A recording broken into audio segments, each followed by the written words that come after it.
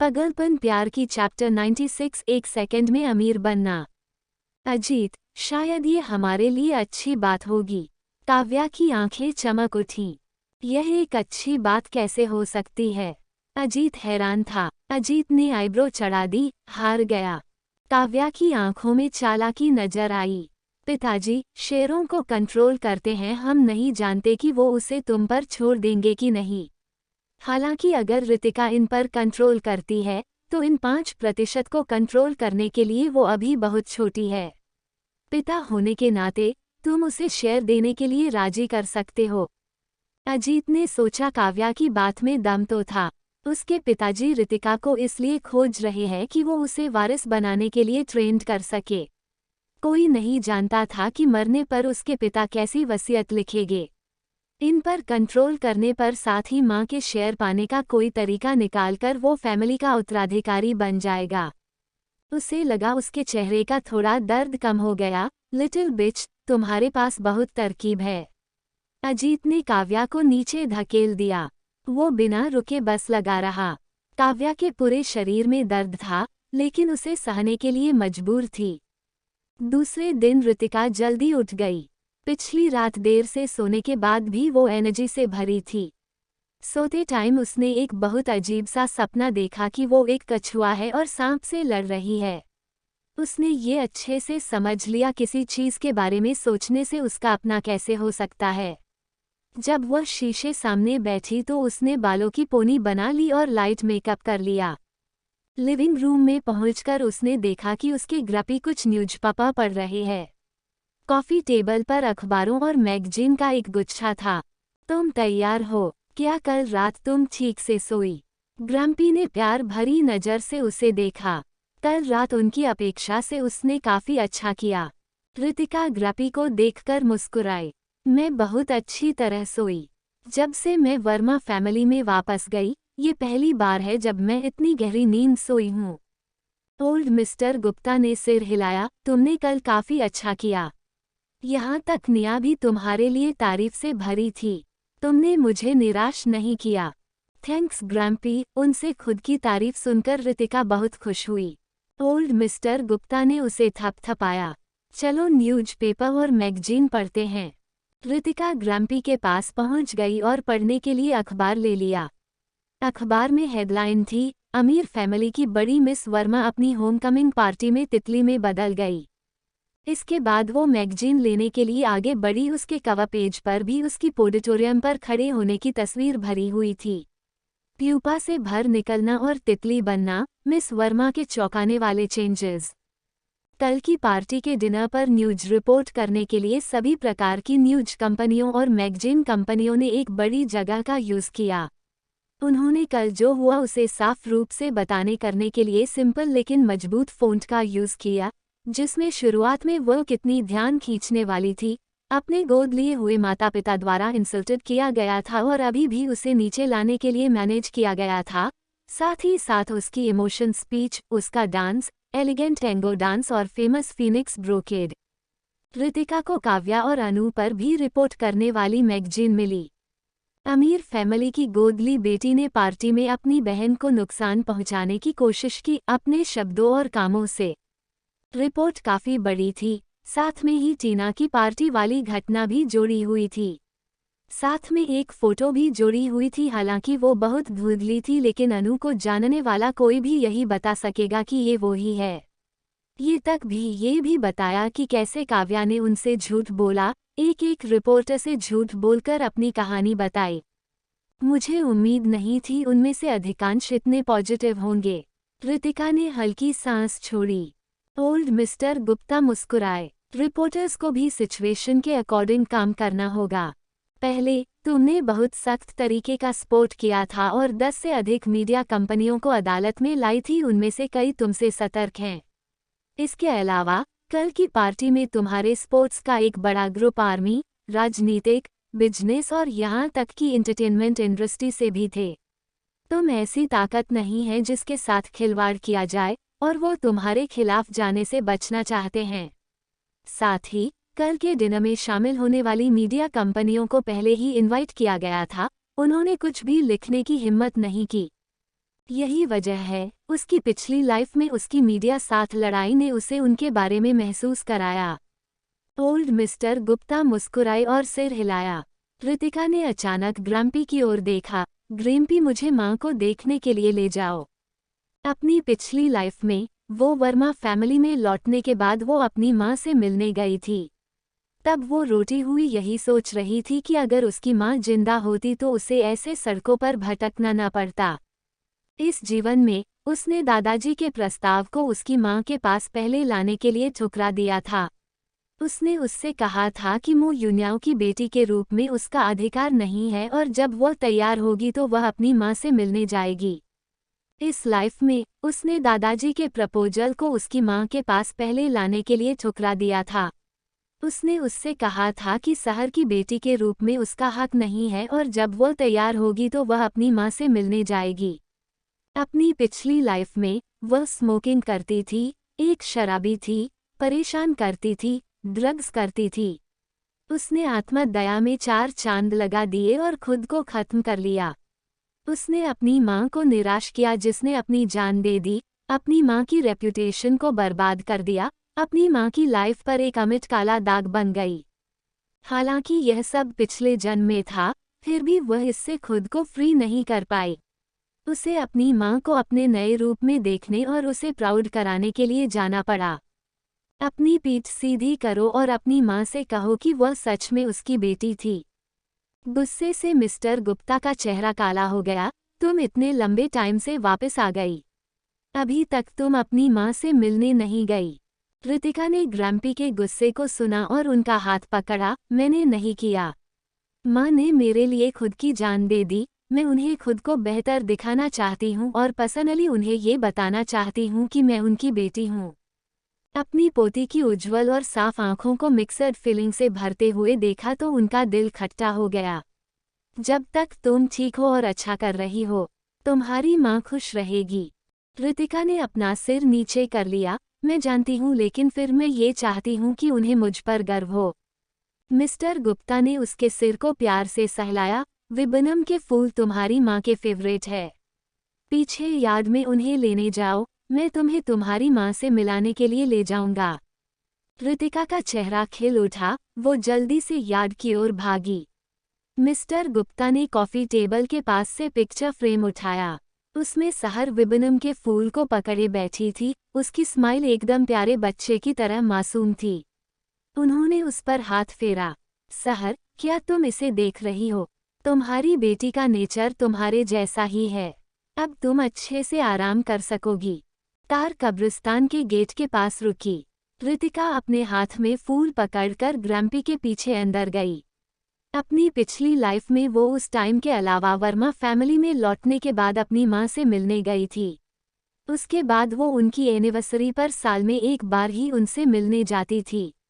अपनी पिछली लाइफ में उसने इस बात की कभी परवाह नहीं की कि उसकी माँ की मौत कैसे हुई, और न ही किसी ने बताना जरूरी समझा। इसके अलावा जब वो पहली बार कब्र पर रोई तो उसके बाद कभी नहीं रोई। उसके लिए माँ ऐसी थी जो कभी लाइफ में दिखी नहीं। अंदर जाते हुए उसके दिल में अजीब मिक्सड फीलिंग थी, जो बढ़ती ही जा रही थी। आखिर में मिस्टर गुप्ता उसे उसकी माँ की कब्र पर ले आए। ओल्ड मिस्टर गुप्ता ने उसकी ओर देखा। रितिका, ये तुम्हारी माँ है। रितिका के कब्र पर तस्वीर देखी। उसके जन्म के 25 सालों में उनकी तस्वीर फीकी पड़ गई, लेकिन चेहरा वही था। माँ, मैं तुम्हारी बेटी हूँ, रितिका। रितिका की आंखें लाल हो गई। उसका चेहरा उदासी से भरा था। माँ, मुझे पता है तुम्हें ये फूल बहुत पसंद है। मैं तुम्हारे लिए स्पेशली ये लाई हूँ। रितिका ने फूल को कब्र पर रख दिया। माँ, चिंता मत करो। मैं पहले से काफी बड़ी हूँ। आपको मुझे स्वर्ग से देखना होगा। मुझे उन सब लोगों को सजा देनी होगी जिन्होंने मुझे पास्ट में नुकसान पहुंचाया, और उन्हें भी सजा मिलते हुए देखोगे जिन्होंने आपको तकलीफ में मार डाला।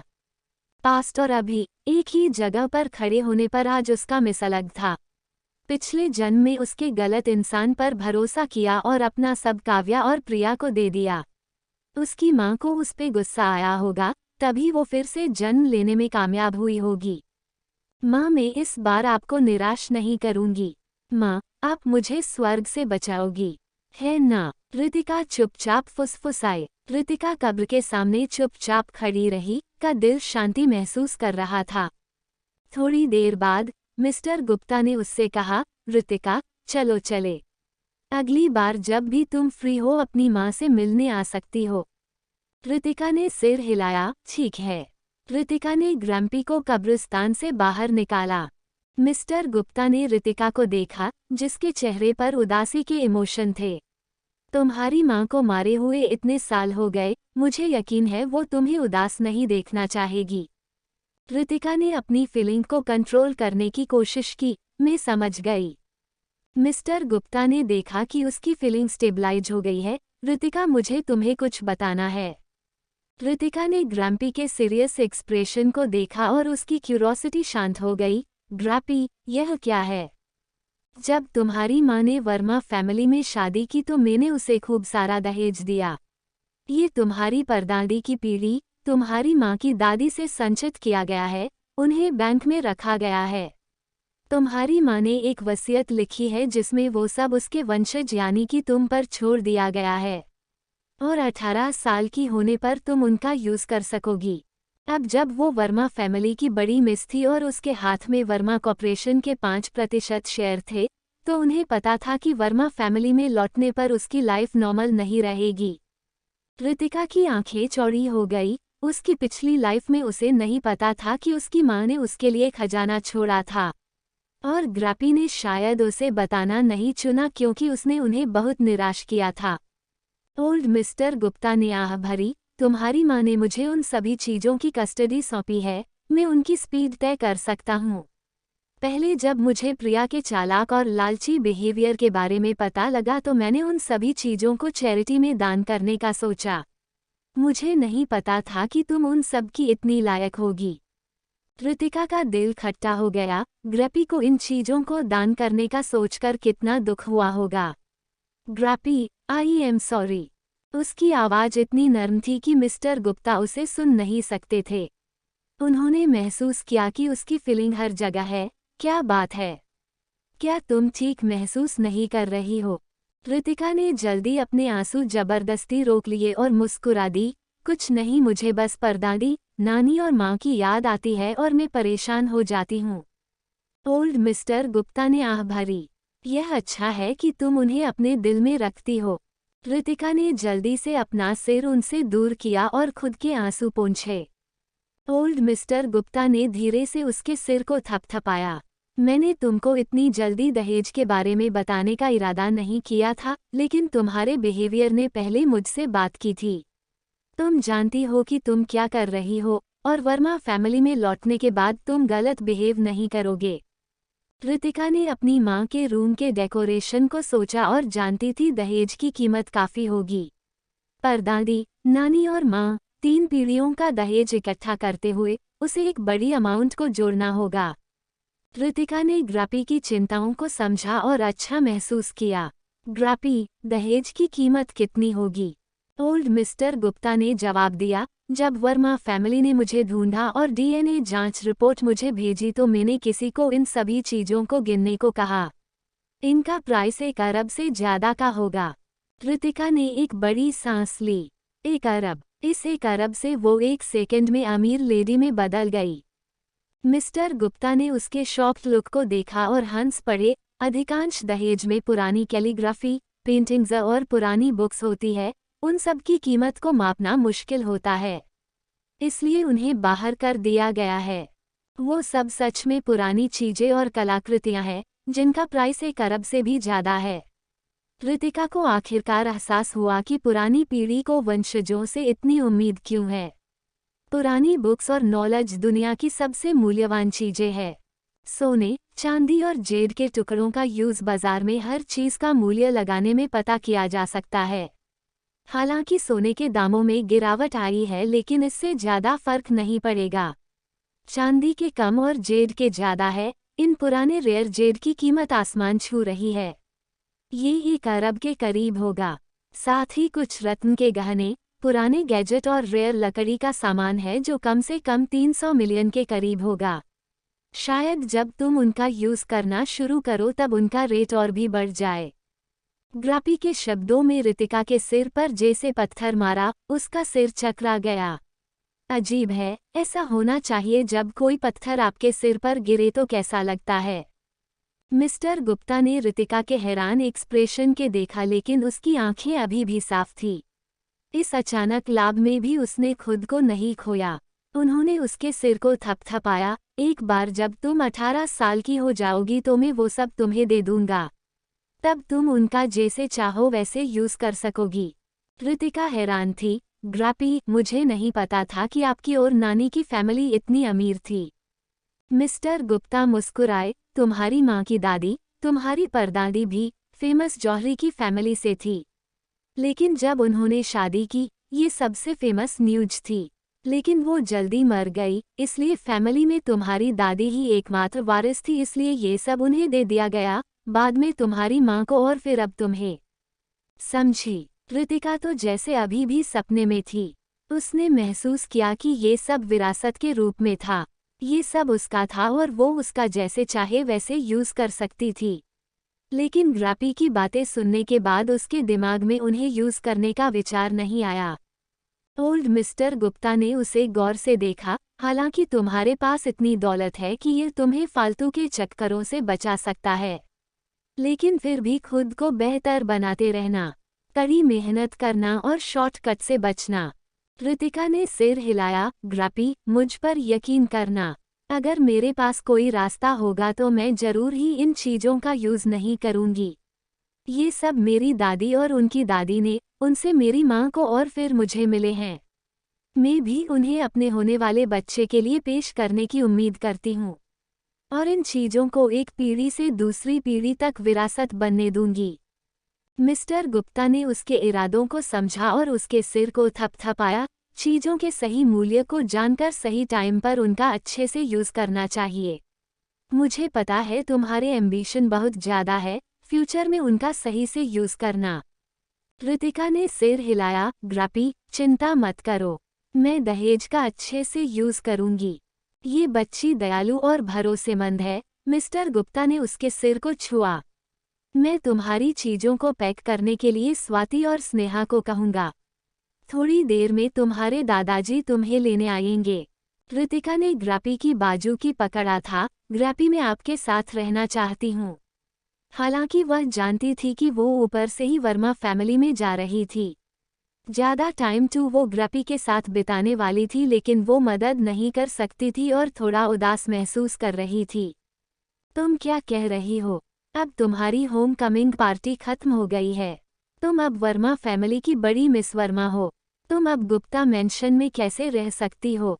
ओल्ड मिस्टर गुप्ता को भी दुख हुआ। वो चाहते थे कि रितिका हमेशा गुप्ता फैमिली में रहे। वो आखिर कैसे उसे बाघ की गुफा में जाने दे सकते थे? कल रात पार्टी में अजीत के बिहेवियर से उन्हें बेचैनी हो रही थी। वो गोद ली हुई बेटी के साथ अपनी असली बेटी से अच्छा बिहेव कर रहा था। बेशक रितिका ये अच्छे से जानती थी, वो बस ग्रापी के साथ चंचलता के साथ एक्टिंग करने की कोशिश कर रही थी। मैं बस वर्मा फैमिली में सो रही हूँ। बाकी टाइम में आपसे शतरंज, म्यूजिक और लिटरेचर सीखने आ रही हूँ। जब तुम वर्मा फैमिली में लौटती हो तो तुम्हें ज़्यादा सावधान रहना होगा। तुम्हारे डैड बहुत क्रूर और पापी है। काव्या और अनु बहुत चालाक है, वो तुम्हारी परेशानी का कारण बनेगी और हार नहीं मानेगी। और प्रिया, मैं उसके इरादे नहीं देख सकता, लेकिन वो बुरी तरह से महसूस करती है, उससे दूर रहो। बच्ची चाहे कैसी भी हो, लेकिन सिर्फ 15 साल की थी तो वो चिंतित महसूस कर रहा था। रितिका मिक्सड फीलिंग से भरी हुई थी। यही बात ग्रपी ने पिछली लाइफ में कही थी। अगर उसने पहले उनकी बात मानी होती तो वो इतनी बुरी सच में नहीं आती। अब फिर वही शब्द सुनकर उसे शांति फील हुई। ग्रपी, में वर्मा फैमिली की ऑफिशियली मिस हूँ और मेरे पास वर्मा कॉर्पोरेशन के 5% शेयर भी है। काव्या मेरे साथ कुछ भी करने की हिम्मत नहीं करेगी। मिस्टर गुप्ता को पता था कि रितिका ने उसे आराम देने के लिए इतना कहा है। साफ से छिपना आसान है, लेकिन छुपी हुई चीज़ों से बचना मुश्किल है। मिस्टर वर्मा इतने सख्त है, लेकिन फिर भी वो काव्या को बहू बनने से नहीं रोक पाया। ग्रापी, में सावधान रहूंगी। जब तक मैं अच्छे से कैपेबल नहीं हो जाती, मैं पब्लिकली दुश्मन नहीं बनूंगी। रितिका ने सोचा रियन कुमार की मौत अभी भी मिस्ट्री थी। कुछ तो ऐसा था जो काव्या को ज्यादा डेंजरस बनाता था, इसलिए वो अभी उसके साथ अनबन नहीं कर सकती थी। जब तक तुम अपनी लिमिट जानती हो, मिस्टर गुप्ता ने हमें सिर हिलाया। उन्हें डर था कि वो अपनी रेप्यूटेशन के साथ खुद को इम्पोर्टेंट देगी और खुद की जगह भूल जाएगी। रितिका ने ग्रापी की बाजू की हल्का सा हिलाया। ग्रापी, सिर्फ मेरी परवाह मत करो। आपको भी 10 बजे से पहले सो जाना है, ज्यादा देर तक प्रैक्टिस नहीं करनी। सुबह जल्दी 7 बजे उठकर योग और मेडिटेशन करना है। आपको दवाई रोज लेनी है और रात को खाने के बाद 15 मिनट वॉक करनी है। रितिका का नन्हा मुंह से फंस गया, जैसे वो वर्मा मेंशन में जाने के बाद भी अपने दिन का आधा हिस्सा गुप्ता मेंशन में छोड़ रही है। ओल्ड मिस्टर गुप्ता ने चुपचाप उसकी ओर देखा। अपनी बात कह लेने के बाद रितिका ने आगे कहा, मैं अंकल मनोज को आपको देखने को कहूंगी। इस टाइम अंकल मनोज घर में ही थे। छोटी मिस, आपको चिंता करने की जरूरत नहीं है। मैं ओल्ड मिस्टर गुप्ता को अच्छे से देखूंगा। रितिका खुशी से ग्रापी की ओर मुस्कुराई। ग्रापी, आप बेहतर सुनते हैं। चैप्टर 97, एक नॉकऑफ हमेशा एक नकलची ही होगा। सुबह 10:30 बजे दादाजी उसे वर्मा फैमिली में वापस लाने के लिए पर्सनली आए। जब वो वर्मा फैमिली में लौटी तो मदर ज्योति ने उसका तुरंत स्वागत किया। मिस वर्मा, आप घर पर हैं। मदर ज्योति, रितिका ने खुशी से उनका स्वागत किया। दादाजी के अलावा एक वही थी जिसने उसके साथ अच्छे से बिहेव किया था। पूरा लिविंग रूम खाली था। ज्योति, बूढ़ी औरत कहाँ है? बाकी सारे लोग कहाँ है? ज्योति ने रितिका की ओर देखा और बोली, ओल्ड मैडम के फ्रेंड का कॉल आया था तो वो उनके साथ गेम खेलने गई है। ये सुनकर ओल्ड मिस्टर वर्मा के चेहरे से रंग उतर गया। उसने एक दिन पहले बुढ़िया को घर पर रहने की चेतावनी दी थी क्योंकि रितिका परिवार में वापस आ जाएगी। उसने सच में उसकी बातों को अनसुना कर दिया। रितिका को पता था कि उसके परिवार में वापस आने पर कुछ ऐसा ही होगा, इसलिए इसने उसे ज्यादा परेशान नहीं किया। मदर ज्योति, क्या आप कमरे में मेरा सामान लाने और अनपैक करने में मेरी मदद कर सकती हैं? उसने एक स्माइल के साथ पूछा। ओह डियर मिस, मैं इसे कैसे भूल सकती हूँ। मदर ज्योति ने नौकरों को सामान अनपैक करने का ऑर्डर दिया और उनके पीछे पीछे उसका सामान खोल दिया। उनके जाने के बाद रितिका ने ओल्ड मिस्टर वर्मा के लिए एक गिलास पानी डाला। मिस्टर वर्मा के एक्सप्रेशन नर्म पड़ गए। मैंने लॉयर मल्होत्रा के साथ 10 बजे का अपॉइंटमेंट लिया है। मेरी प्लानिंग शेयर को जल्दी तुम्हारे नाम ट्रांसफ़र करने की है। वो बहुत ही जल्दी यहाँ पहुँच रहा होगा।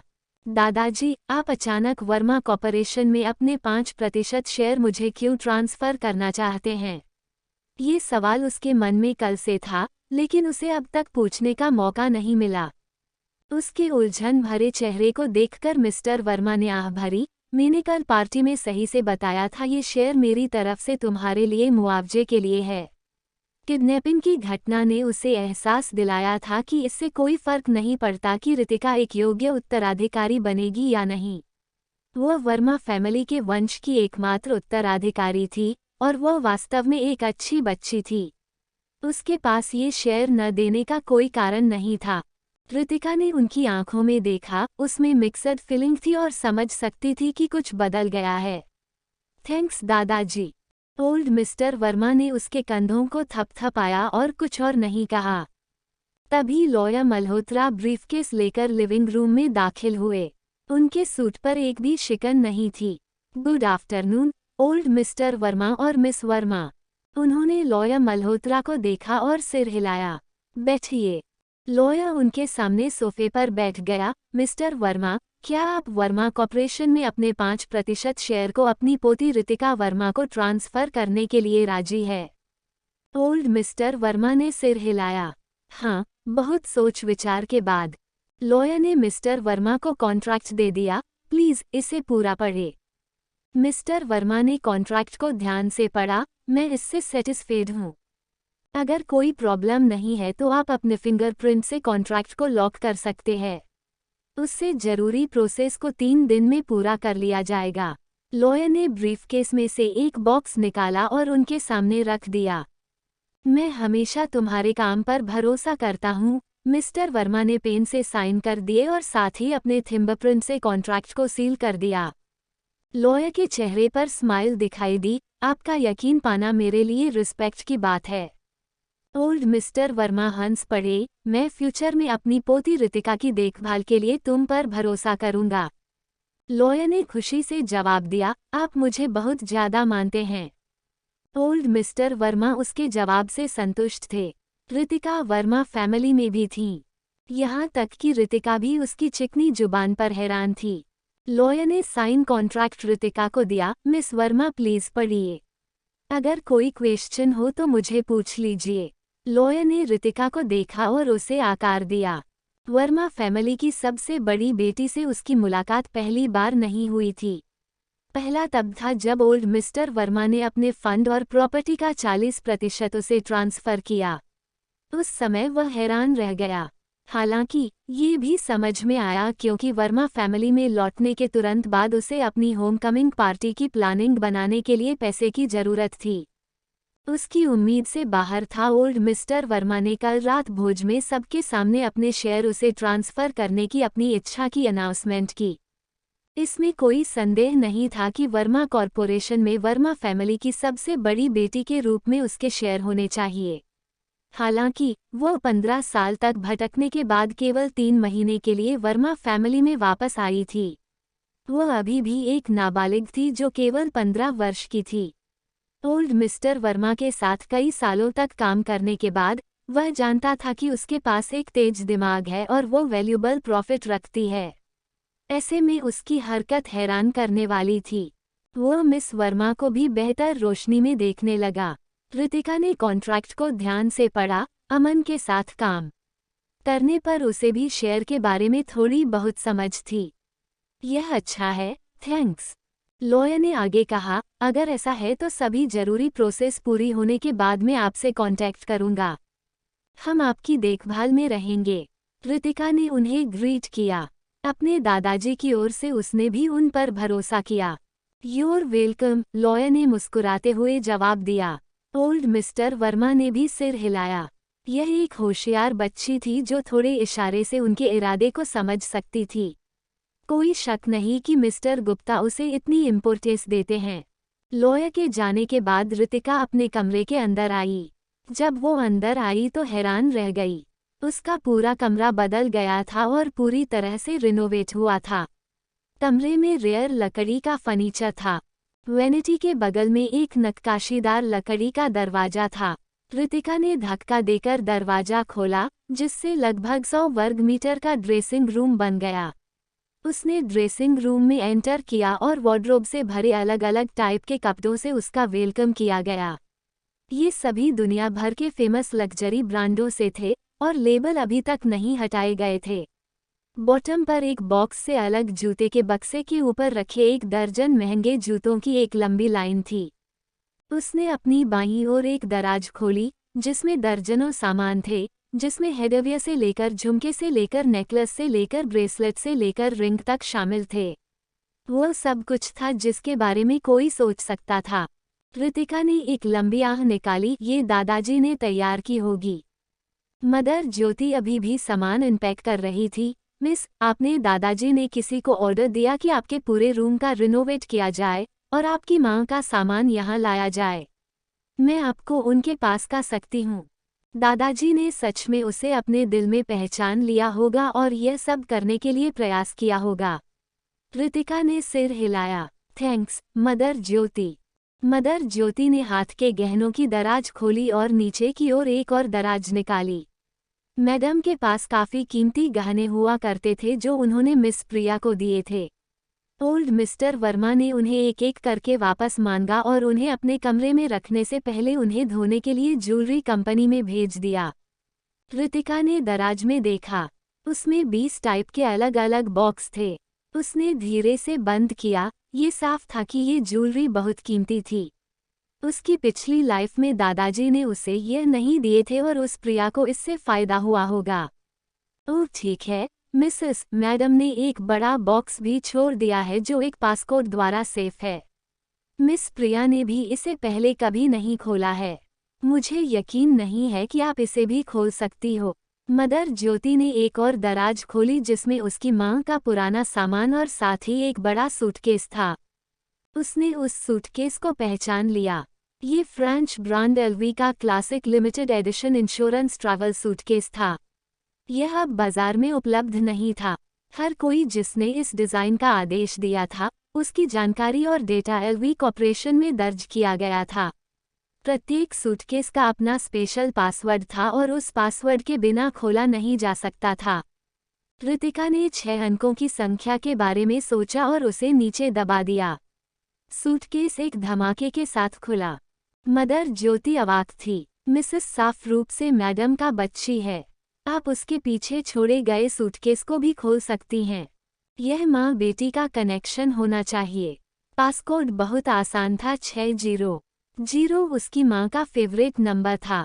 वह ग्रापी से जानती थी कि माँ को सिंपल चीजें पसंद हैं और पासवर्ड के रूप में 60 निश्चित रूप से सबसे सरल थे। उसकी माँ द्वारा डिसाइड पासवर्ड का अंदाजा उसके करीबी लोग आसानी से लगा सकते हैं। मदर ज्योति ने गुस्से में सिर हिलाया। इससे पहले मिस प्रिया ने इस मामले को खोलने के लिए बहुत प्रयास किया था। उसने एलवी कंपनी को भी फ़ोन किया, लेकिन उन्होंने उसे रिजेक्ट कर दिया। उन्होंने तर्क दिया कि यह सुरक्षा पासवर्ड सिस्टम दुनिया में सबसे सेफ है और हर किसी का अपना अनूठा पासवर्ड होता है। यदि मालिक ने पासकोड नहीं छोड़ा है, तो सूटकेस में रहस्य को मिट्टी में जाने के लिए छोड़ दिया जाना चाहिए। रितिका मुस्कुराई। प्रिया अपनी हड्डियों के लिए लालची थी और निश्चित रूप से इस सूटकेस को जाने नहीं देगी। ऐसा कुछ करना नॉर्मल था। उसके पतले होंठ और खींच गए और उसने इंसल्ट की। नॉक ऑफ हमेशा एक नकलची ही होगा। मदर ज्योति ने हमेशा महसूस किया था कि मिस प्रिया की पर्सनैलिटी में और भी बहुत कुछ है और वो उसे भी पसंद नहीं करती थी। उसे रितिका की बातों से कोई परेशानी नहीं हुई। बिग मिसेस, आपकी चीजें लगभग पूरी तरह से अनपैक हो चुकी हैं, इसलिए मैं अब आपके लिए कुछ स्नैक्स बनाती हूँ। रितिका मदर ज्योति के इरादों को समझ गई थी। वह उसे को परेशान नहीं करना चाहती थी। जब उसने अपनी माँ की पुरानी चीज़ों को देखा, वह ईमानदारी से मुस्कुराई। थैंक्स मदर ज्योति। मदर ज्योति के जाने के बाद रितिका ने सूटकेस खोला। वह गलत नहीं थी, ये वास्तव में किताबों का मामला था और ये विंटेज थे। वह धीरे से उनके माध्यम से फ्लिप किया। ये उनकी परदादी के परिवार से पारित विभिन्न गहने डिज़ाइन थे।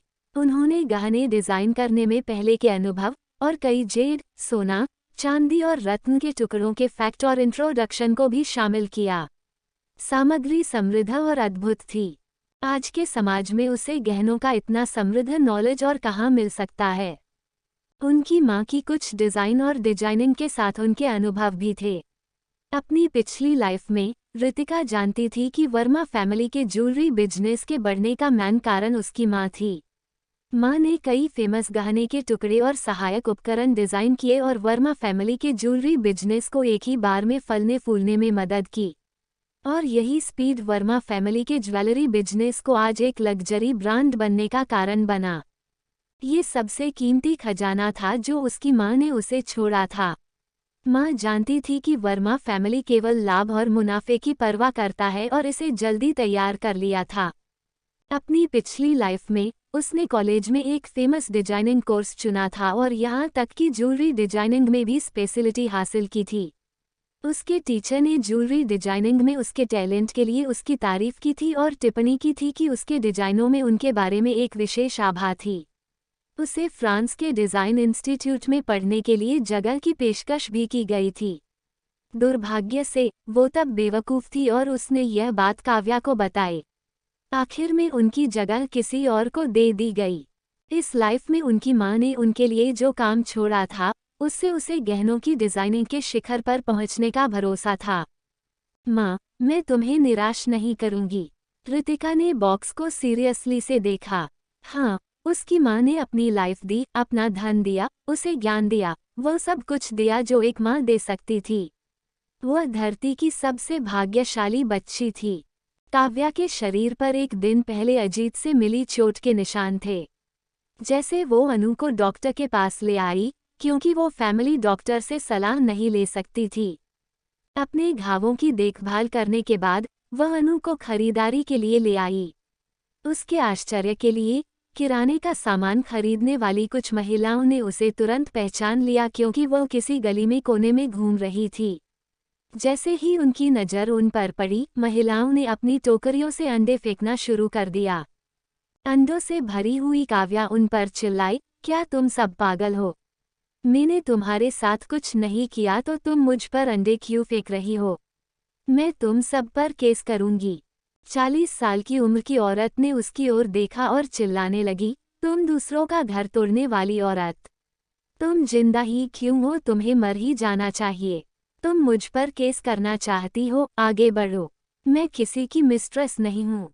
महिला तेज थी, उसकी बातों पर आसपास सभी औरतों का ध्यान गया, क्योंकि उस टाइम हर कोई किराने की खरीदारी करता है। भीड़ ने हंगामा और गाली गलौज शुरू कर दी। काव्या इंसल्ट को बर्दाश्त नहीं कर सकी और गुस्से में चिल्लाई, तुम क्या देख रहे हो? उसके शब्दों ने भीड़ को भड़का दिया और उनके गुस्से को हवा दी। भीड़ से उनकी आलोचनाएं सुनी जा सकती थीं। मैं उसे पहचानता हूँ। क्या वह वर्मा परिवार की दूसरी पत्नी नहीं है? आज भी अखबारों और पत्रिकाओं में उनके बारे में खबरें छपती हैं। ये सच में वह है। आज अखबार में उनकी एक हेडलाइन थी, उसने मीडिया से झूठ बोला और कहा कि उसने वर्मा फैमिली की सबसे बड़ी बेटी के लिए घर वापसी पार्टी की प्लानिंग बनाई है। उसने सभी को ये सोचकर गुमराह किया कि वर्मा फैमिली के मुखिया ने उसे परिवार के लीगल दूत के रूप में एक्सेप्ट किया था। उद्धरण चिन्ह। कितनी बेशर्म! वर्मा फैमिली की सबसे बड़ी बेटी परिवार की जायज उत्तराधिकारी है, वह उससे अपनी तुलना कैसे कर सकती है? वह सिर्फ एक मिस्ट्रेस है। अगर यह मैं होता तो मैं उस हत्यारे को कभी माफ नहीं कर पाता जिसने मेरी ही मां को मार डाला। इस खबर में कहा गया था कि उसने वर्मा कॉरपोरेशन के अध्यक्ष को बहकाने का मौका लिया, जबकि उसकी पत्नी की डिलीवरी हो रही थी। मिले ट्रोमा के कारण प्रसव के दौरान मैडम वर्मा की मौत हो गई। ये औरत इतनी बुरी थी कि उसने उस बच्चे को लेने के लिए लोगों को काम पर रखा था, जिसे मैडम वर्मा ने परिवार से दूर जन्म दिया था। बच्ची को ढूंढे जाने और हाल ही में वापस ले जाने से पहले 15 साल तक वह सड़कों पर रही।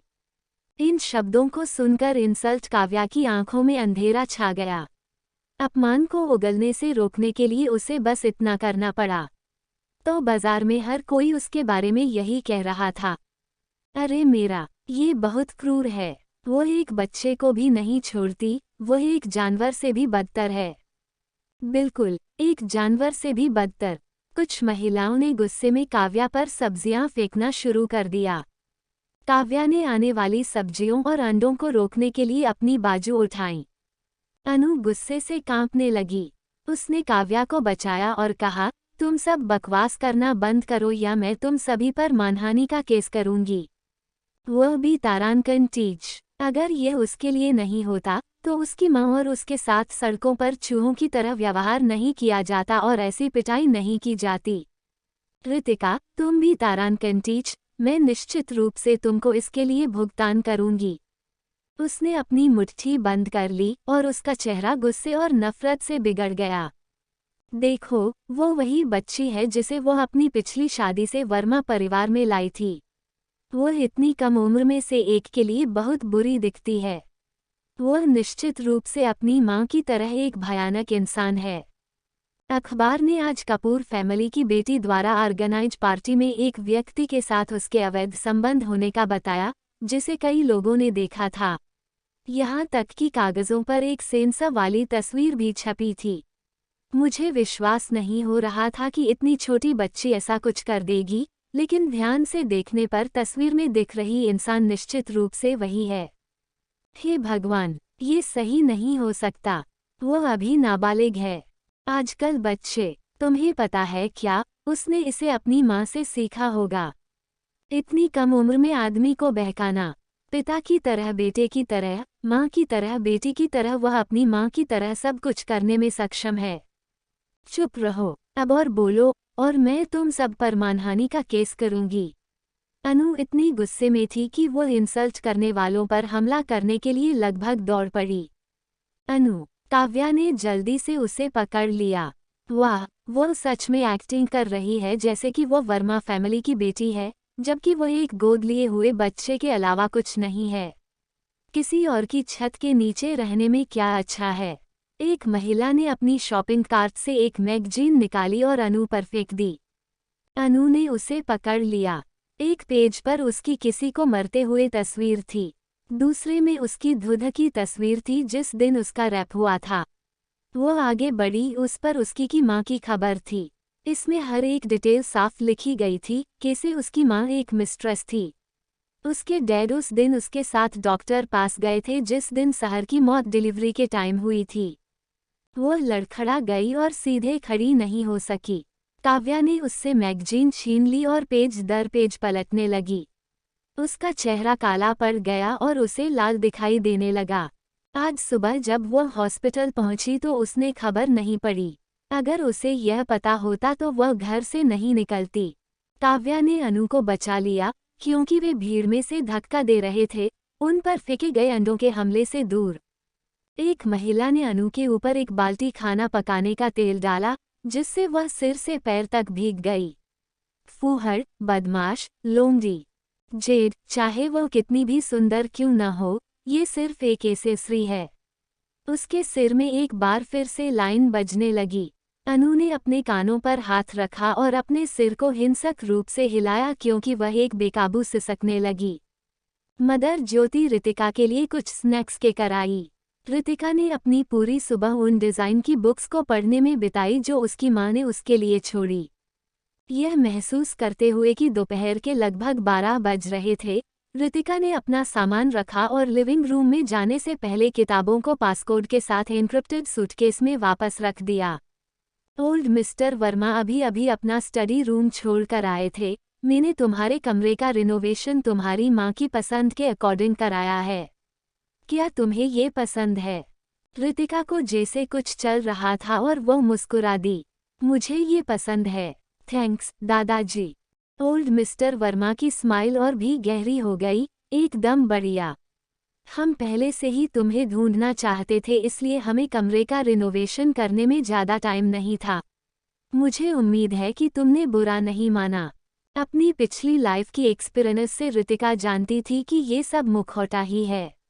ये केवल इसलिए था क्योंकि दादाजी ने अब उसकी पहचान को पहचाना और उसकी अधिक परवाह की। पहले का कमरा भी अच्छा था। चैप्टर 98। अब से तुम वर्मा फैमिली की बेटी नहीं हो। इसी टाइम काव्या और अनु जल्दी से लिविंग रूम में एंटर करती है। दोनों की हालत बहुत ही खराब थी। काव्या का सिर पूरा अंडे की जर्दी से भरा हुआ था और अनु का मेकअप सारा खराब हो गया था। उसके कपड़े गीले थे। आज के अखबारों को याद करते हुए रितिका के होंठ एक मुस्कुराने लगे। कुछ लोग मिस्ट्रेस के पौवा में आने, मीडिया से झूठ बोलना और जनता से झूठ बोलना सहन नहीं कर सके। साथ ही अनु के इतनी छोटी उम्र में बुरे कामों में लिप्त होने के कारण उनके गुस्से को और भड़का दिया। काव्या को नहीं पता था कि मिस्टर वर्मा लिविंग रूम में थे और उससे भी ज्यादा वो रितिका को वापस ले आए थे। उसकी आंखें चौड़ी हो गई। रितिका तुम वापस आ गई। अचानक यह महसूस करते हुए कि वो अनु और खुद को इतनी दयनीय सिचुएशन में देख रहे हैं, उसका चेहरा बेरंग हो गया और वह एक छेद में छुपना चाहती थी। अनु भी रितिका को देखकर चौंक गई और उसने उसकी ओर ऐसे देखा जैसे उसे यहाँ नहीं होना चाहिए। रितिका की मजाकिया नज़रों के सामने अपनी सिचुएशन के बारे में सोचकर उसने अपनी फीलिंग पर कंट्रोल खो दिया। रितिका, तुम यहाँ वर्मा के घर में क्यों हो? चटाक। लिविंग रूम में एक जोरदार और साफ आवाज सुनी जा सकती थी। थप्पड़ की ताकत अनु अपने पूरे शरीर में महसूस कर सकती थी। उसके गाल सुन्न हो गए थे और कुछ भी महसूस नहीं कर पा रही थी। उसने अपने चेहरे को छूने के लिए हाथ बढ़ाया तो उसने उस पर खून देखा और चिल्लाई, खून। ओल्ड मिस्टर वर्मा का चेहरा सख्त हो गया। इतने सालों में उनकी सारी दबी हुई फीलिंग अपने चरम पर पहुंच चुकी थी और फूट रही थी। तुम क्या हो? मेरी फैमिली की मिस को डांटने की तुम्हारी हिम्मत कैसे हुई? तुमको हैक किसने दिया? तुमको किसने हिम्मत दी? उनकी डरावनी नज़र ने काव्या पर खंजर दागे। काव्या इतना डर गई थी कि उसके चेहरे से सारा रंग उतर गया था और वो बिना रुके कांपने लगी। कल जब अजीत ने उसे मारा तो दर्द पहले ही कम हो गया था, लेकिन अब उसे हल्का दर्द महसूस हुआ और वह अपना सिर हिलाती रही, अपने झूठ को जारी रखने की कोशिश करती रही। पिताजी, मैंने नहीं किया। अनु अभी भी जवान है और बोलने से पहले नहीं सोचती। मैं उसे इसके लिए सजा दूंगी। इतना कहने के बाद उसने अनु के दूसरे गाल पर थप्पड़ मारने के लिए हाथ उठाया और उसे जमकर देखा। जल्दी करो, अपनी बहन से माफी मांगो। अगर वह तुम्हें माफ नहीं करती है तो मैं तुम्हें आसानी से जाने नहीं दूंगी। अनु को ओल्ड मिस्टर वर्मा ने अभी अभी थप्पड़ मारा था। उसका चेहरा सुन्ना और लाल था और उसका कान बज उठा था। इससे पहले कि वह कुछ समझ पाती, उसकी मां ने उसके दूसरे गाल पर एक और जोरदार तमाचा मार दिया। उसका दिमाग आखिरकार साफ हो गया और उसने महसूस किया कि उसने दादाजी के सामने पहले क्या कहा था। अनु घबरा गई और ऋतिका की तरफ दौड़ी। दीदी, मुझे माफ कर दो। मेरा मतलब आपको जानबूझकर डांटना नहीं था। प्लीज मुझ पर भरोसा करो। ऋतिका ने उसके हाथ से बचने के लिए एक कदम पीछे हटकर अपनी टकटकी को सख्त कर लिया। अनु ने उसे दादाजी के सामने डांटा। वह निश्चित रूप से इस बात को हल्के में नहीं जाने देंगे। दादाजी उसके लिए लड़ना चाहते थे। इस प्रकार यदि वो कोमलता और कमजोरी दिखाती तो वह उन्हें निराश करती। वह अभी अभी परिवार में लौटी थी। अगर वह इसे आसानी से जाने देती तो नौकरानियां उसे किसी ऐसे इंसान के रूप में देखती जिसे धमकाना आसान होता है और वह इसका फायदा उठाती है। इसलिए उसे अपने लिए खड़े होने के लिए इस मौके का यूज करने की जरूरत थी। अनु को लगा जैसे वह डूब रही है। वह केवल ऋतिका की ठंडी आंखों पर ध्यान फोकस कर सकती थी, जैसे कि पूरी दुनिया गायब हो गई हो और अचानक उसे थोड़ा डर लग रहा हो। दीदी, क्या आप मुझे माफ नहीं करेगी? ऋतिका ने सख्ती से जवाब दिया। मैं तुम्हें क्यों माफ करूं? किसने कहा कि अगर तुम मुझे डांटोगी तो मुझे तुम्हें माफ करना होगा? तुम इस साल 15 साल की हो, 5 की नहीं। तुम लोगों को बेतरतीब ढंग से डांट नहीं सकती, सॉरी कह सकती हो, और यह कि तुम्हारा मतलब यह नहीं था, और सब कुछ ठीक होने की उम्मीद कर सकते हैं। अनु की आंखों से आंसू छलक पड़े। दीदी, ऋतिका ने उसे मजाकिया अंदाज में देखा। जब हर बार तुम अपना मुंह खोलती हो तो तुम दूसरों को डांटती हो या कोसती हो। जब तुमने मेरी पार्टी में दूसरों के साथ लड़ाई की तो मुझे इस बात की ज्यादा परवाह नहीं थी, लेकिन आज जब न्यूज पापा ने उन सभी को रिपोर्ट किया तो लोग क्या सोचेंगे कि वर्मा फैमिली अपने बच्चों को कैसे सिखाता है। तुम बहुत बुरी हो। फैमिली की रेप्यूटेशन बर्बाद करने के बाद भी तुम्हें कोई पछतावा नहीं है और फिर से वैसे बिहेव कर रही हो। अनु का चेहरा काला पड़ गया और उसकी आंखें गुस्से से चमक उठी, मानो वो कह रही हो, तुम कौन होती हो मुझे सिखाने वाली? ऋतिका ने उसकी नजरों को समझा और कोल्डली कहा, तुम वर्मा फैमिली की गोद ली हुई बेटी हो, अपनी जगह याद रखो और अच्छे से बिहेव करो। एक लाइन से उसने दोनों के बीच के अंतर को साफ बता दिया। एक आसमान में था तो दूसरा जमीन में। अनु की आंखें गुस्से से लाल हो गई। वो ऋतिका का मुंह फाड़ देना चाहती थी। काव्या समझ गई थी कि ऋतिका परिवार में अपना स्थान बनाने के लिए अनु की दुर्दशा का यूज करना चाहती थी, क्योंकि वह अभी कुछ टाइम पहले ही लौटी थी। उसका दिल ऐसा था जैसे उसे चाकू से काटा जा रहा हो। वह ऋतिका को 1000 बार खंजर से मारना चाहती थी। अपने गुस्से को दबाते हुए वह थोड़ी देर के लिए माफी मांगते हुए ऋतिका की ओर देखते हुए चली गई। ऋतिका, अनु को मैंने बचपन से ही बिगाड़ा है। उसका पर्सनैलिटी थोड़ी घमंड भरी है। उसकी बड़ी बहन के रूप में प्लीज उसे इस बार माफ कर दो। आंटी की बात सुन लो, आखिर मैं तुम्हारी सौतेली माँ हूँ। अगर आज उसे ऋतिका की माफी ना मिली तो चीजें और बुरी हो सकती है। बेशक बूढ़ा इसे आसानी से जाने नहीं देगा और अनु ये रिजल्ट सह नहीं सकती थी। उसके लिए चाहे उसे उसके सामने भीख भी क्यों ना मांगनी पड़े। जब मैं पहली बार फैमिली में आई तो दादाजी ने आपको मेरे सामने आंटी के रूप में पेश किया, ना कि सौतेली माँ के रूप में। ऋतिका ने अपने चेहरे पर मासूमियत और कंफ्यूजिंग दिखाए। काव्या जबरदस्ती मुस्कुराई। उसका खून गुस्से से उबल रहा था। उसने कभी नहीं सोचा था कि यह बीचर ऋतिका न केवल उसका चेहरा देगी बल्कि उसकी इंसल्ट भी करेगी। काव्या ने अपने चेहरे के इमोशन छुपाए लेकिन अपने दिल में ऋतिका को कोसना जारी रखा। ऋतिका, चुप रहो। मिस्टर वर्मा का गुस्सा फूट पड़ा। यह मत सोचो अगर ऋतिका ने उसे माफ कर दिया तो मैं इस बात को आगे बढ़ने नहीं दूंगा।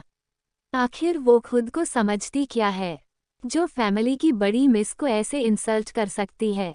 वो उसे किस रूप में देखती है। काव्या का चेहरा पीला पड़ गया। पिताजी। अनु आखिरकार डर गई। दादाजी, मुझे पता है मैं गलत थी। मैं दीदी को फिर कभी नहीं डांटूंगी। प्लीज मुझे एक बार माफ कर दो। मिस्टर वर्मा ने उसे गुस्से वाला लुक दिया। मैं तुमसे पूछता हूँ, कल ऋतिका की पार्टी में तुमने उसे बाथरूम में क्यों बंद किया था? अनु का चेहरा पीला पड़ गया और उसने मना करते हुए कहा, दादाजी मैंने नहीं किया। दीदी मुझे फंसा रही है। मैं ऐसा कुछ कैसे कर सकती हूँ? मैं परिवार के लिए ऐसा कुछ भी नहीं करूँगी। उसने ऋतिका की ओर उदासी भरी नज़र से देखा। दीदी तुम मुझे क्यों फंसा रही हो? ऋतिका ने आखिर एक ही पंख के पक्षियों का एक ही झुंड में आने का मतलब समझ लिया।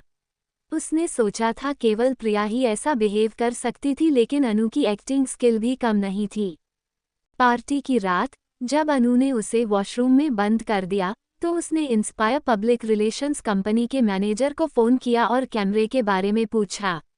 वह चतुर था और उसने तुरंत सिचुएशन को पहचान लिया। काव्या ने कहा, पिताजी मुझे पता है कि ऋतिका को कल वॉशरूम में बंद कर दिया गया था और उसने अनु को अपराधी समझ लिया था। मैंने अनु से पहले ही पूछ लिया है और वो नहीं थी। अनु नॉर्मली से घमंडी हो सकती है लेकिन वो कलह पैदा करने के लिए ऐसा कुछ नहीं करेगी। उसने ऋतिका की ओर देखा, दर्द से भरी आंखें। ऋतिक, मुझे पता है कि तुम्हारे और अनु के बीच कुछ गलतफहमियां हैं, लेकिन मुझे यकीन है कि अनु आपको नुकसान नहीं पहुंचाएगी। उसने कल ही पूछा था जिसने ये किया वो अनु ही थी। लेकिन पूरे मामले के बारे में जानने के बाद उसे पता था कि जब तक वो इसे मानने से इनकार करते हैं तो दोष अनु के सिर पर नहीं आएगा। माँ बेटी को जोड़ी को बंदरों की तरह एक्टिंग करते हुए देखकर मिस्टर वर्मा कोल्डली मुस्कुराए। ऋतिका ने मुझे इस बारे में नहीं बताया। काव्या और अनु डर से मारी गई। अनु के होठ ऐसे अलग हो गए जैसे वो कुछ बोलना चाहती थी लेकिन कुछ बोल नहीं पाए। ओल्ड मिस्टर वर्मा ठंड से मुस्कुराए। तुम लोग न्यू सेंचुरी मनों में सेफ्टी के बारे में भूल गए है ना? अनु का शरीर कमजोर हो गया और वो फर्श पर गिर गई। काव्या अपनी जीभ से बंधी हुई थी। ओल्ड मिस्टर वर्मा के मजाक को देख रही थी। उसने अनु को घुटने के बल बिठा दिया और बिना रुके उसे डांटा, तुम अपनी बहन के साथ ऐसा कैसे कर सकती हो? तुम भूल गई क्या तुम्हें कौन लाया? किसने तुम्हें खाना दिया, कपड़े दिए और रहने को जगह दी? यहाँ तक कि तुम्हारा सरनेम बदलकर वर्मा कर दिया। माँ, ये दर्द होता है, अब मुझे मत मारो, ये दर्दनाक है। मुझे पता है कि मैं गलत हूँ, मैं सच में अपनी गलतियों को जानती हूँ। अनु फर्श पर रेंग रही थी, उसका शरीर कांप रहा था। काव्या के हाथ उसके शरीर पर पड़ते रहे, हर एक बहुत जोर के साथ। अनु की स्किन पर पहले से ही चोट के निशान थे। मैंने हमेशा तुमसे कहा है, तुम वर्मा फैमिली की गोद ली हुई बेटी हो, तुम्हें वर्मा फैमिली की दया को याद रखना होगा। सुना नहीं तुमने? ऋतिका ने माँ बेटी की जोड़ी के नाटक को देखा। अनु की बाजू पर बने खरोंचों के निशा को देखकर उसने महसूस किया कि दादाजी के सामने नाटक करने के लिए काव्या ने सच में अनु को जोर से मारा है। लेकिन तो क्या? वर्मा फैमिली की ऑफिशियली मिस वर्मा, उसे परिवार में लौटने के बाद भी दादाजी की पहचान हासिल करनी थी। इस बीच अनु परिवार की गोदली बेटी थी। क्या उसने सोचा था कि इस छोटी सी हरकत से उसे माफ कर दिया जाएगा? मूर्ख, बेवकूफ। काव्या अंदर से दर्द कर रही थी। अपनी बेटी को जोर से मारते ही उसके आंसू गिर रहे थे।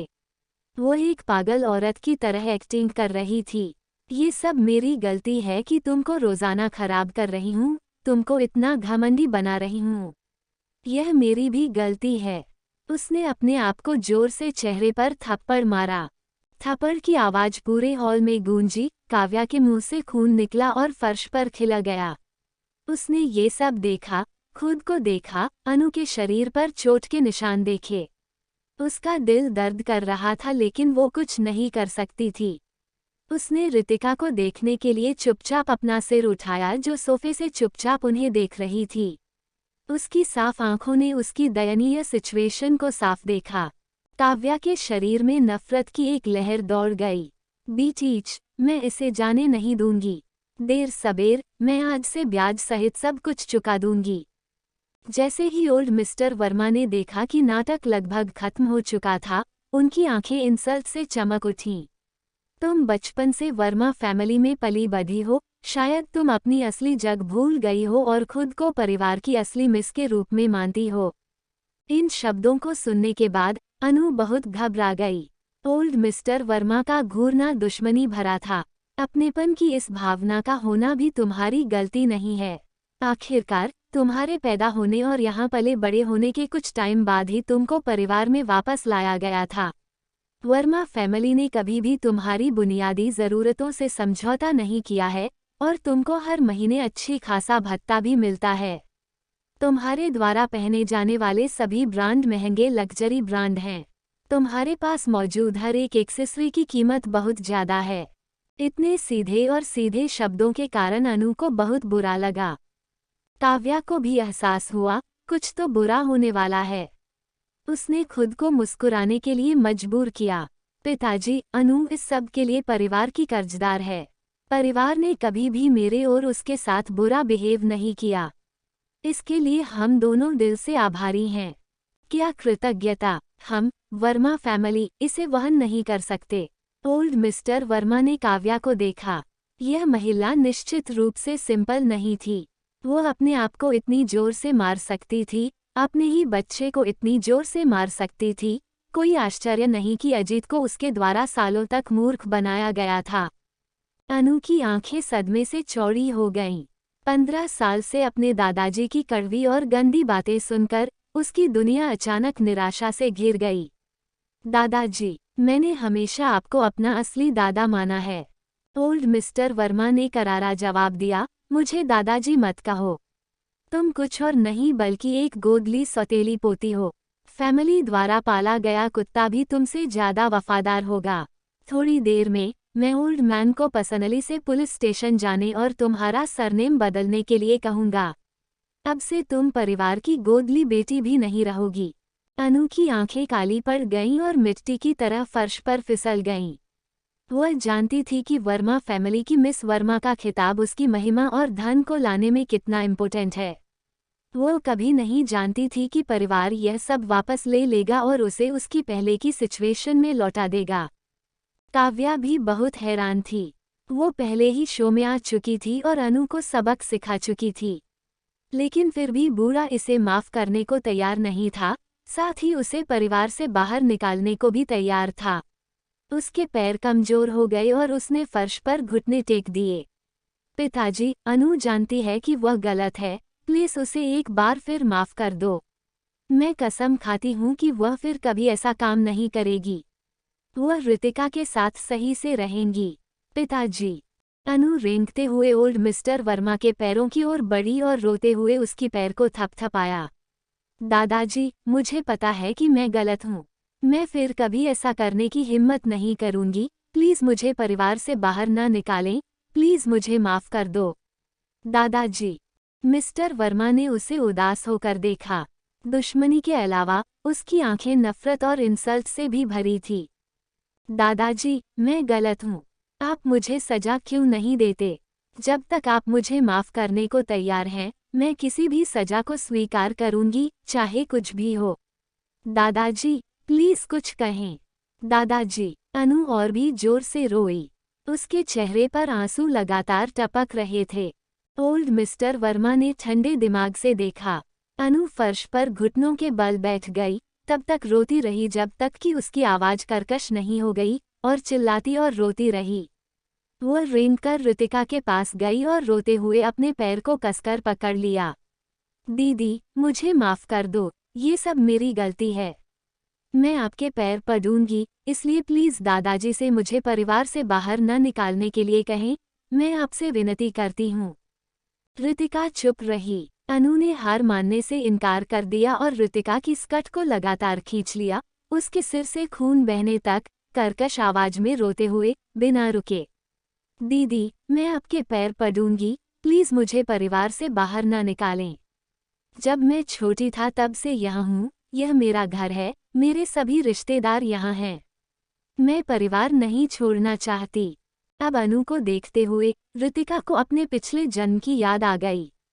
जब वह पहली बार परिवार में लौटी तो उसने काव्या की प्लानिंग के कारण ब्लैक संडे में अपना शरीर खो दिया और उसे वीडियो में रिकॉर्ड कर लिया गया। दादाजी गुस्से में थे, दादी ने उसे जोर से डांटा, पिता ने उसे थप्पड़ मारा और वह अनु की तरह ही फर्श पर गिर पड़ी। काव्या के पैर को गले से लगा लिया, अनु की स्कर्ट को खींच लिया, विनती की, दादाजी के साथ उसकी मदद करने के लिए भीख मांगी और तब दादी ने उन्हें लात नहीं मारी परिवार से। उसने कभी उम्मीद नहीं की थी कि इस लाइफ में वही सीन दोहराया जाएगा, लेकिन अब उसकी जगह अनु थी। उस टाइम के दौरान दादाजी का दिल टूट गया और वो निराश हो गए, लेकिन उनका इरादा उसे परिवार से बाहर निकालने का नहीं था। ये काव्या थी जिसने ये सोचा था कि अगर उसने अपने दिमाग की बात नहीं मानी तो उसका पीछा किया जाएगा। हालांकि इस लाइफ में दादाजी सच में अनु को बाहर निकालना चाहते थे। यह महसूस करते हुए कि वह कितनी खामोश थी, अनु ने ऋतिका को देखने के लिए अपना सिर उठाया। उसने अपनी दयनीय सिचुएशन को देखते हुए, ताना मारते हुए, जैसे कि वो एक चींटी को देख रही हो, उसने बेहोशी से देखा। उसने जिस हाथ से उसके कपड़े पकड़ रखे थे वो उसे गर्म महसूस होने लगा और उसकी पकड़ ढीली हो गई। अनु ने अचानक कांपते हुए हाथ उठाया और खुद को चेहरे पर थप्पड़ मार लिया। मैं अपने लालच से अंधी हो रही थी, मुझे अपनी जगह का पता नहीं था। हर लाइन के बाद वह जोर से थप्पड़ मारने के लिए आगे बढ़ी। लिविंग रूम में बिना रुके आवाज आ रही थी। अनु के गाल लाल हो गए और कुछ ही टाइम में सूज गए और उसके मुंह के कोने से खून फर्श पर रंग की चमकीली बूंदों को छोड़ गया। अनु, काव्या का दिल तब तक आहत हुआ जब तक कि उसकी आंखें लाल नहीं हो गईं। वो अनु को गले लगाने के लिए रेंगती रही, लेकिन उसे रोका नहीं। उसने केवल ये देखा कि अनु खुद को थप्पड़ मारती रही। ऋतिका, एक दिन मैं अपने पैर की उंगलियों को चटवाते हुए तुम्हारे खुद के सामने घुटने टिकवा दूंगी। तुमने हमारे साथ जो कुछ किया है, मैं उसका भुगतान करूंगी। ऋतिका के दिल में एक अशुभ भावना पैदा हो गई। अनु खुद को इतनी बेरहमी से मार सकती थी, खुद को इतनी बेरहमी से मार सकती थी। वो एक तलवार थी जो खुद को निशाना बनाकर खुद का एम पाना चाहती थी। अगर इस तलवार की ओर इशारा किया जाता तो वह निश्चित रूप से तब तक आराम नहीं करती जब तक कि वह अपना बदला नहीं ले लेती। दादाजी, प्लीज मुझे माफ कर दो। इतना कहने के बाद उसने फिर खुद को थप्पड़ मार लिया। मिस्टर वर्मा ने सोचा जब ऋतिका को ले जाया गया तो वो दुख और निराशा से भर गया। मौत के करीब सहर की आखिरी रिक्वेस्ट उसके दिमाग पर भरी पड़ी। वो बस आखिर चीज जो सोच सकता था, उसकी पोती। अपना दिमाग खराब करने के बाद उसने ऋतिका को हर जगह खोजा। यह उस टाइम के दौरान था जब अजीत और काव्या ने अपनी शादी का सर्टिफिकेट प्राप्त किया था। उसके पास न तो अजीत को रोकने की ताकत बची थी और न ही काव्या को उसकी पिछली शादी से बेटी को परिवार में लाने से रोकने के लिए।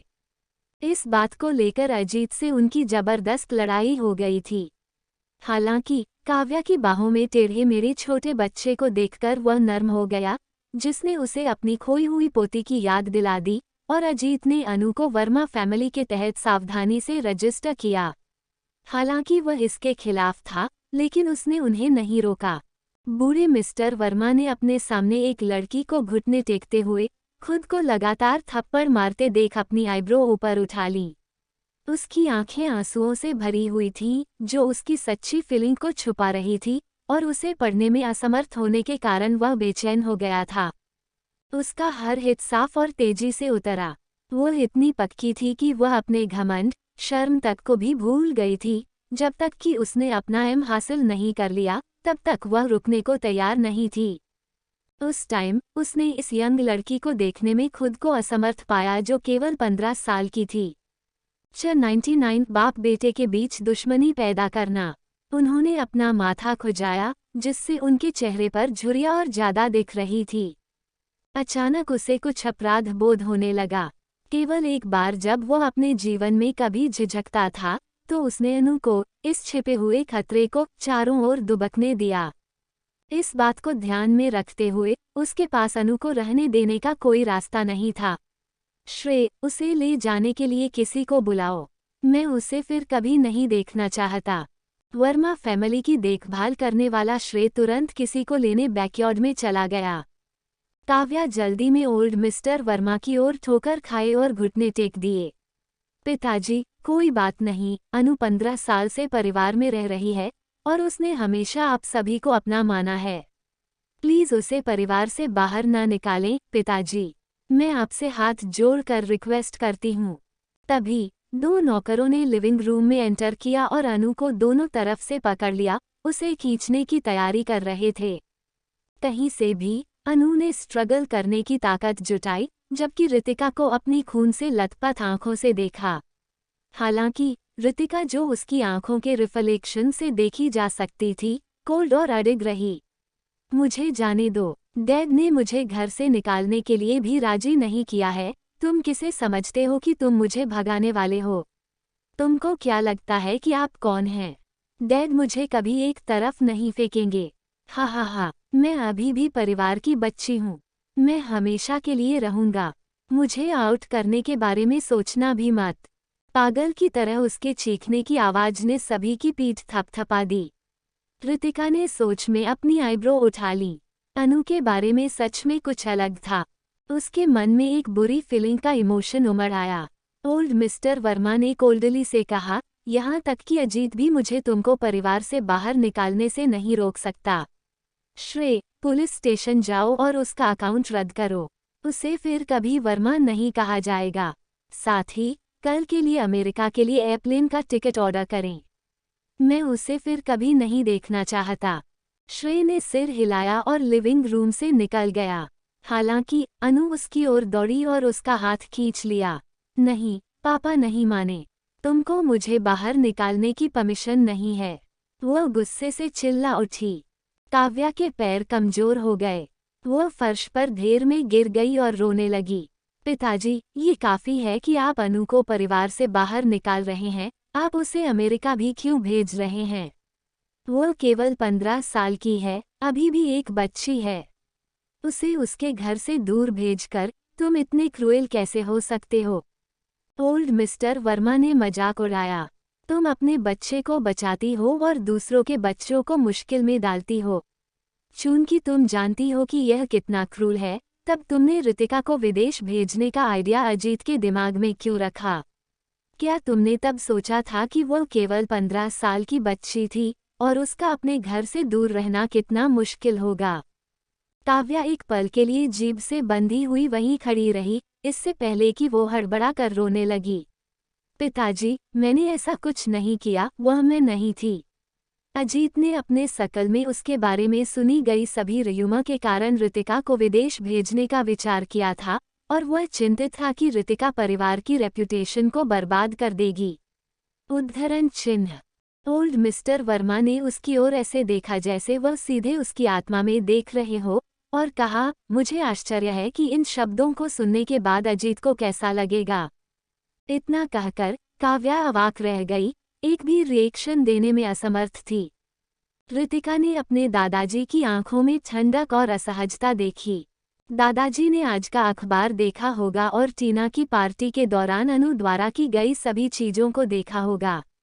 उसे इस बात का भी एहसास हो गया होगा कि अनु ने ऋतिका को उसकी ही घर वापसी पार्टी के दौरान वॉशरूम में बंद कर दिया था और यहाँ तक कि उसके सामने उसे डांटा भी था।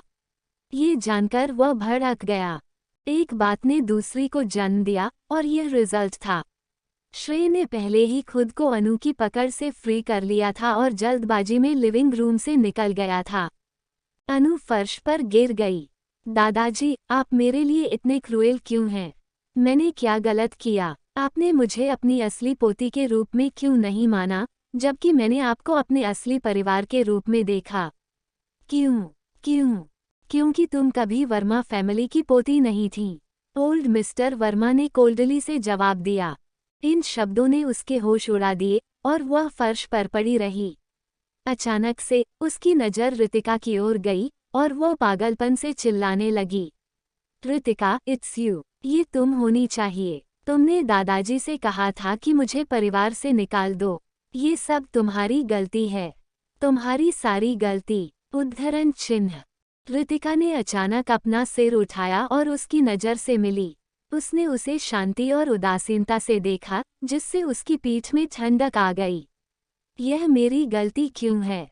पागल अनु शांत ऋतिका के बिल्कुल ऑपोजिट थी। उसने ऋतिका की ठंडी आंखों में नफरत की नज़र से देखा। ऋतिका के चेहरे पर साफ उसकी इंसल्ट देखी जा सकती थी। वो अचानक भड़क गई और चीख पड़ी। तुम परिवार में वापस क्यों आई? तुम्हें सड़कों पर एक गुंडे की तरह रहना चाहिए था। तुम वापस क्यों आकर मेरा सब कुछ छीन लेती हो? मैं तुमसे नफरत करती हूँ। मैं तुमसे नफरत करती हूँ। वर्मा फैमिली में कुछ भी तुम्हारा नहीं है, यहाँ तक कि परिवार का नाम भी नहीं। ये दान से बाहर था कि परिवार ने तुमको कुछ भी दिया। हालांकि तुमने ये सोच रखना शुरू कर दिया क्योंकि तुमने इसे ऐसे लिया जैसे कि सब कुछ तुम्हारा है। तुम ही हो जिसने खुद को बर्बाद किया है।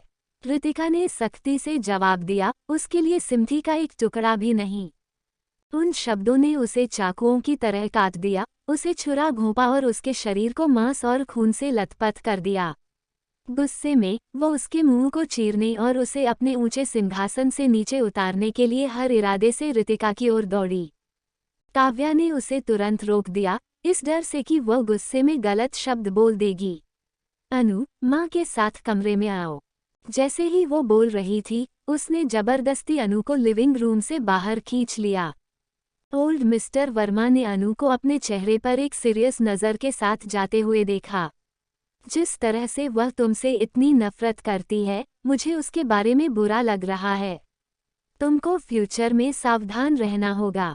ऋतिका ने सिर हिलाया। मैं सावधान रहूंगी, दादाजी। अपने कमरे में लौटकर अनु बिस्तर पर बैठ गई, अपने घुटनों को गले लगा लिया और सफ़ेद दीवार को खाली देख रही थी। उसके मन में अचानक दादाजी के इस लाइन पर विचार आया, क्योंकि तुम वर्मा फैमिली की संतान नहीं हो। उसे उसकी पहले की सिचुएशन में वापस लाने के लिए केवल एक ही लाइन की जरूरत थी। एक जेड कितनी भी सुंदर क्यों ना हो, यह एक खिलौना के अलावा कुछ नहीं है। शब्द उसके दिमाग में बार बार बज रहे थे क्योंकि उसने याद किया कि कैसे कुछ टाइम पहले लिविंग रूम में उसकी आंखों में ऋतिका का बड़प्पन और घबराहट झलक रही थी, जबकि ऋतिका की आंखों में उसकी बेचैन अवस्था के अलावा कुछ नहीं था। एक सुंदर जेड, एक खिलौना, क्या वह सचमुच उसकी नियति थी? जिस दिन से वह पैदा हुई थी, उस दिन से उसे लॉ फीलिंग का सामना करना पड़ा था। मिस वर्मा की उपाधि के साथ भी उसकी एज के बच्चे उसके साथ कभी नहीं खेले, अक्सर उसकी चीजें छीन लेते थे और अक्सर उसके लिए इंसल्ट भरे होते थे। उसे बेटी कहते थे। एक पिछली शादी। और इसलिए ऐसा लग रहा था कि उसके दिल में गहरी जड़ें जमा चुकी हैं कि वो मिस वर्मा थी, जो सच में उसके अंदर गहरी हीन फीलिंग से उपजी थी। उसकी हीनता ने उन चीजों के लिए उसकी सोच को जन्म दिया था जो उसका नहीं था। एक अचंभे में अनु ने अपना सिर उठाया और काव्या को देखा। उसकी आंखों में कमजोरी और निराशा थी जिसे वह छिपाना चाहती थी। माँ, दादाजी मुझे परिवार से बाहर निकालना चाहते हैं। उन्होंने मुझे वर्मा सरनेम का यूज करने से मना किया है और मुझे विदेश भेजना चाहते हैं। माँ, मुझे क्या करना चाहिए? काव्या ने अनु को गले लगाया और आंसू भरी आवाज में बोला, अनु, माँ जानती है कि तुम परेशान हो। माँ ने ये भी उम्मीद नहीं की थी कि बूढ़े आदमी की क्रूरता और हार्टलेस तुमको परिवार से बाहर निकाल देगी और इतने कठोर होगे कि तुमको विदेश भेज देगे। उद्धरण चिन्ह। अगले ही पल अनु उत्तेजित हो गई और चिल्लाई, माँ, मेरी मदद करो। मैं मिस वर्मा हूँ, मैं वर्मा फैमिली को नहीं छोड़ सकती, मैं अपनी पहले की सिचुएशन में वापस नहीं आ सकती। माँ, मेरी मदद करो, मेरी मदद करो। मैं परिवार नहीं छोड़ना चाहती, नहीं। जैसे ही काव्या ने उसके बेबस हाव भाव को देखा, उसका दिल ऐसा लगा जैसे किसी ने उसे चाकू मार दिया हो। अनु, माँ असमर्थ है, जिससे तुम्हें इतनी पीड़ा हो रही है। माँ सॉरी। अनु पूरी तरह से कुछ भी सह नहीं सकी। उसने काव्या के हाथों को हिस्टीरिक रूप से पकड़ लिया, उसके नुकीले नाखून काव्या के हाथों की पीठ पर कट छोड़ गए। माँ, क्या आपके पास हमेशा की तरह कोई रास्ता नहीं है? माँ, आप मुझे परिवार से बाहर निकलते हुए नहीं देख सकती। वर्मा कॉरपोरेशन के सपोर्ट के बिना मेरी लाइफ खत्म हो जाएगी। माँ, काव्या खुद रोया, लेकिन एक शब्द भी नहीं बोल सकी। बूढ़ा उसे कभी पसंद नहीं करता था, वो उसकी बात क्यों सुनेगा? अभी अभी कमरे में लौटकर उसने अजीत को फ़ोन किया था। जैसा कि वह उसके फ़ोन तक नहीं पहुंच सकी, उसके पास उसके असिस्टेंट को फ़ोन करने के अलावा कोई रास्ता नहीं था, जिसने कहा कि वह एक मीटिंग में था जो केवल 3 बजे खत्म होगी। चाहे उसने कितनी भी गुहार लगाई हो, असिस्टेंट हिला नहीं था। वो सही मैडम वर्मा नहीं थी और उसने बूढ़े आदमी को नाराज़ करने, अजीत को बुरा दिखाने और अपनी हैसियत को खतरे में डालने के डर से ऑफिस में आने की हिम्मत नहीं की। वो केवल असहाय होकर देख सकती थी क्योंकि उसकी बेटी को परिवार से बाहर निकाल दिया गया था। अनु ने काव्या के हाथों को कसकर पकड़ रखा था, उतनी ही डरावनी थी जितनी कि रितिका के लिए उसकी नफरत उसके दिल में घूम रही थी। माँ, पापा, हाँ, अभी भी पापा हैं। तुम पापा को बुलाओ, पापा मुझे फैमिली से बाहर नहीं निकलने देंगे। पापा हमारे साथ जरूर खड़े होंगे। इस विचार के साथ ऐसा लगा जैसे उसने अंधेरे के अंदर लाइट की किरण देखी हो। उसका उदास दिल फिर से जिंदा हो गया। उसने आशा की किरण पर टिके रहने की पूरी कोशिश की। माँ, आप पिता से रिक्वेस्ट करती हो, पिता आपको सबसे ज्यादा प्यार करते हैं, वह जरूर आपकी बात सुनेंगे। काव्या ने अपनी बेटी की ओर देखा, उसका चेहरा इतनी बुरी तरह से पीटा गया था कि वह देखने में भयानक था। काव्या के दिल में अचानक नफरत की एक बुरी फीलिंग पैदा हो गई। ये सब रितिका की वजह से है कि बीच अगर उसके लिए नहीं तो हम इतनी बुरी सिचुएशन में नहीं पड़ते। अनु, माँ का यकीन करो, माँ एक दिन लाइफ को नरक बना देगी, उसके तुम्हारे सामने घुटने टिका देगी और तुम्हारे पैर की उंगलियों को चटवा देगी और उसे उस दर्द का भुगतान करेगी जो उसने आपको 100, 1000 बार किया है। रितिका, रितिका नाम ने उसे बिजली की तरह मारा। अचानक उसकी आंखों से शैतानी नफरत फूट पड़ी और उसका भयानक चेहरा, जो एक बुरी आत्मा की तरह लग रहा था, जो नरक से निकली थी, बुरी फीलिंग से भर गई थी। हाँ, ये रितिका है जिसने मुझे नुकसान पहुंचाया है। अन्यथा दादाजी के लिए मुझे परिवार से बाहर निकालना असंभव है। रितिका, मैं तुम्हें एक भयानक मौत मरवा दूंगी। दीवार से रितिका का सुंदर और शानदार चेहरा दिखाई दिया। ठंडे खून वाली इमोशनलेस आंखों ने उसे घमंडी और इंसल्ट भरी नजर से देखा, जैसे कि वह चींटी की तरह बेकार थी। बीटीच, मैं तुम्हारा चेहरा खराब करा दूंगा, तुम्हें एक बदसूरत सनकी में बदल दूंगी और देख सकती हूँ कि तुम अभी भी मेरे सामने कैसे खुश हो सकती हो। वह अचानक पागल होकर बिस्तर से नीचे उतरी, ड्रेसिंग टेबल पर आईब्रो को ट्रिम करने के लिए उसे की जाने वाली छोटी कैंची को पकड़ लिया और पागलपन से दीवार को खरोंचना शुरू कर दिया। उसकी हरकतों से डरकर काव्या जल्दी से उसे वापस पकड़ने के लिए उसके पास गई। अनु, शांत हो जाओ, वह सिर्फ दीवार है, रितिका नहीं। लापरवाही से काम मत करो, ऐसा ना हो कि तुम खुद को ही चोट पहुंचाओ। उद्धरण चिन्ह। दीवार पर गहरे टेढ़े मेरे निशान देखने में भयानक थे। अनु बेहोशी में थी, पागलपन से दीवार को खरोंच रही थी। बीटीच, मैं तुम्हें मौत के घाट उतार दूंगी। काव्या ने अपना मुंह ढक लिया और रो पड़ी। अनु की आंखों में पागल नजर, उसकी हिस्टेरिकल हरकतों को देखकर वह पहले से ही जानती थी कि उसने निश्चित रूप से अपना दिमाग खो दिया है। अनु की आंखों में रितिका का चेहरा उसके द्वारा बुरी तरह से खराब कर दिया गया था। उसे अचानक बदला लेने के लिए एक किक मिली और एक बच्चे की तरह हंसी, ताली बजाए और खुशी से नाचने लगी। हा, तुम देखो, बदसूरत सनकी, अपने अभी के रूप के साथ देखें कि क्या दादाजी अब भी तुमको पसंद करते हैं। यह मैं हूँ जो मिस वर्मा है, यह मैं हूँ। दोपहर के 3 बजे बज रहे थे जब अजीत वर्मा फैमिली में वापस पहुंचा। काव्या बैकयार्ड में अलमारियों के सामने खड़ी थी। उसे देखकर उसकी आंखें दुख से भर गईं, उसकी पलकें बुरी तरह कांप उठीं और उसकी पतली कमर जिसे उसने सीधा करने के लिए जोर दिया, वो कमजोर थी, एक थरथराती फूल की पंखुड़ी की तरह जो थोड़ी सी हवा के साथ गिर सकती है। जिसे मदद की जरूरत है उसका सपोर्ट करो। अजी, अजीत। उसके बोलने से पहले ही आंसू छलक पड़े। खामोश आंसुओं ने उसकी पीड़ा बयां की। अजीत स्पीचलेस और अवाक खड़ा था क्योंकि उसने उसकी फटी आंखों को देखा जैसे कि वो बोल सकती हैं, और उसकी शिकायत उसके दिल में धीरे धीरे फैल गई थी। अपने दिल में वार्मथ महसूस करते हुए वो दौड़ा और उसकी मदद की। क्या हुआ? किसने तुम्हारे चेहरे पर चोट दी? काव्या बिना कुछ बोले धीरे से उसकी छाती पर झुक गई और उसके आंसू चुपचाप गिर पड़े। आंसुओं की लुढ़कती बूंदें उसकी कपड़ों पर उतरी और गहरे लाल निशान छोड़े गए, जैसे कि ताजे खून की बूंदें कपड़ों पर आकर्षक फूलों में खिल गईं। अजीत का दिल तुरंत नर्म हो गया। काव्या, क्या हुआ? मैं पूरी दोपहर मीटिंग में रहा और तुम्हारा फोन नहीं उठा सका। लेकिन मेरे असिस्टेंट ने कहा कि जरूरी बात कही, इसलिए मैं मीटिंग के तुरंत बाद वापस आ गया। जैसे ही काव्या ने उसकी बातें सुनी, वो उत्तेजित हो गई और एक कर्कश और दयनीय आवाज के साथ कहा, अजीत, ओल्ड मैन ने रितिका को आज परिवार में वापस ले आए हैं। अजीत ने कल रात ओल्ड मैन के साथ अपनी बात को याद किया, जो उसके साथ ओल्ड मैन से एक जोरदार थप्पड़ मिलने के साथ खत्म हुई, और रितिका के लिए ज्यादा नफरत महसूस हुई। उसका गुस्सा उसके दिल से तुरंत उसके गले तक आ गया। उसने काव्या का हाथ पकड़ा और गुस्से से कहा, क्या उसने तुम्हारे साथ कुछ किया है?